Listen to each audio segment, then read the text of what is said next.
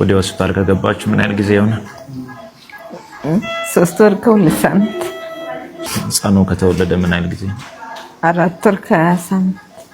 ከተወለደ በአንደኛው ወሩ ነው ወደ ሆስፒታል የገባው? ምንድነው የሆነው? የልብ ኬዝ ነው? የልብ ኬዝ። ሐኪሞች ምን አሏችሁ? እዚህ ሀገር አይሰራ ወደ ውጭ ሀገር ነው የምሰራው። ለህክምናውስ ምን ያህል ብር ያስፈልጋል? 2.5 ሚሊዮን። 2,500,000?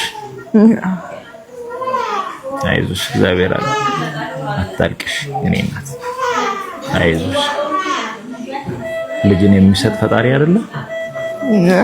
በሱ እጅ ነው ሁሉም ያለው ደግሞ።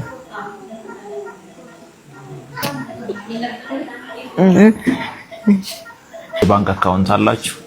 አዎ አለ። እስቲ አንዴ ነገርን ለሚያገዙ ሰዎች 1000 52 13 26 76 3 በማን ስም ነው ያለው? የአባቱ ስም ማን ነው ስሙ? ሽፈራ።